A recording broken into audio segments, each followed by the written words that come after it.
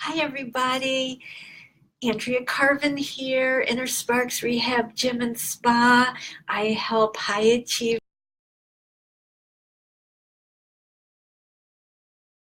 Oh, we're back. Okay.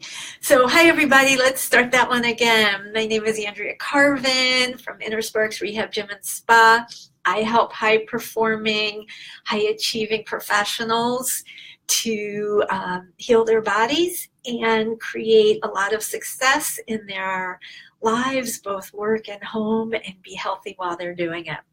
So today is the third part of our three-part series on relieving frozen shoulder, which is a fairly common condition that happens in a lot of high achievers, particularly women. Women are way more at risk than men of frozen shoulder.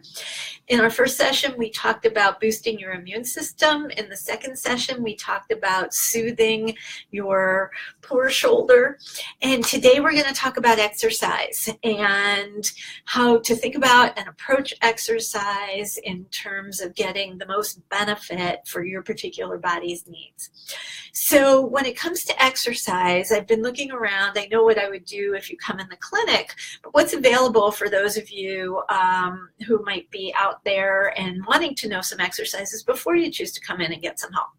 Okay, so the Mayo Clinic, if you type in Mayo Clinic and frozen shoulder, has a lot of really excellent exercises that you will see if you come into a clinic and start working with a therapist. So I recommend that you go on that website and take a look at those exercises. And these are exercises that are done with what's called a biomechanical approach. And a biomechanical approach is basically saying you have scar tissue here. It's been going on for probably more than 6 months. Muscles and tendons and nerves should have healed by then, and your pain is probably because of scar tissue that's coming in. So we have to actually push into the scar tissue and push into the pain and start to get relief because we're going to break up these adhesions. And sometimes we inject to make things not feel painful and soften the tissue and then you can start moving. Sometimes doctors will refer you for different procedures or just painkillers. And basically a biomechanical approach is keep moving, get that scar tissue to reorganize, and then you should restore your muscle to normal movement. And for many people, that approach does work, and that's enough. But for many people, particularly if you've tried those, there is also a set of people where that doesn't work. And there's a lot of conditions that are involved in that. And that's what I'm going to talk about today. So there's the biomechanical approach, and then there's the neuromechanical approach. And that's the approach that we use here at Inner Sparks. It's a neuromechanical approach. One of the most important things from a neuromechanical perspective is to actually not move the shoulder in pain, because we don't use exercises that map pain. So what do? Let's say, here, I'm going to step back here. Let's say your shoulder is frozen here and everyone's telling you get it to lift there, but it hurts and it's stuck and it won't move.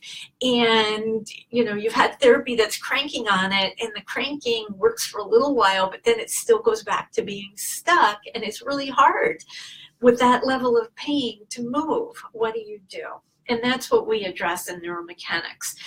With neuromechanics, we're looking at a lot more factors. We're looking at input. We're looking at why your brain has created this set of conditions, because it really is all about the brain. And we found there are many, many ways to address increasing movement from a neuromechanical approach that we don't actually have the same advantages using a biomechanical approach, which basically means when you're healing with a neuromechanical approach, you don't go into pain.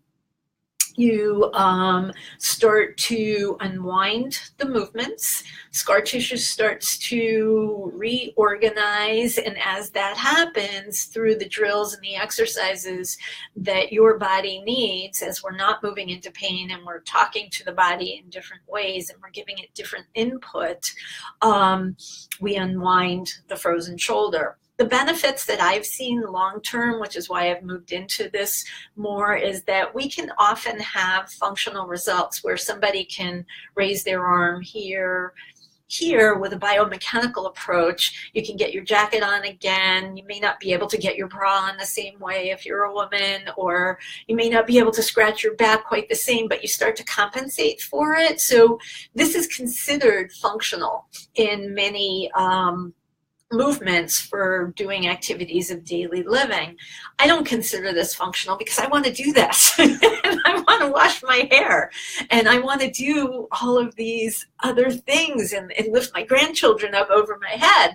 So for me, that I've looked for things that give people more results. And I had a client a number of years ago. I just loved her. She was living on her own at 91, broke her shoulder, wasn't getting the results. We started working together, and her doctor told her she wouldn't be able to wave her hand again, which is why I titled this Making Waves Again. And we decided that she would. So, you know, it did take a few months to work together. But after 10 weeks, she got her movement back and she got it up to about here, which was amazing.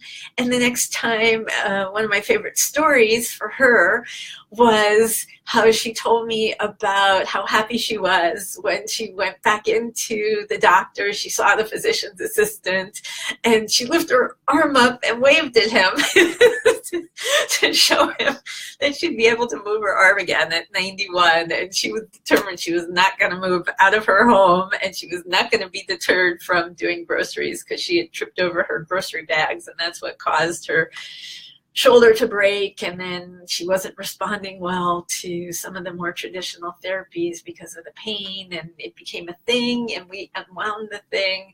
So we made waves again, and that is why I'm a big fan of the neuromechanical approach to exercise, which does require somebody to be working with you and looking at you. So try what's available to you. If you have any questions, feel free to reach out.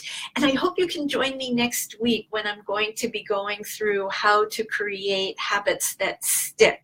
What we've learned about habits is that willpower is not the best approach and often leads to self-blame, and there's much easier ways to create healthy habits that are fun. And like anybody who works with me knows that I want it to be fun, I want it to be short, and I want it to be easy. So join me next week. I hope to see you then, and I hope to hear any comments that this was helpful for you in alleviating some of your frozen shoulder challenges. Take care, everybody. Have a great rest of your week. Bye-bye.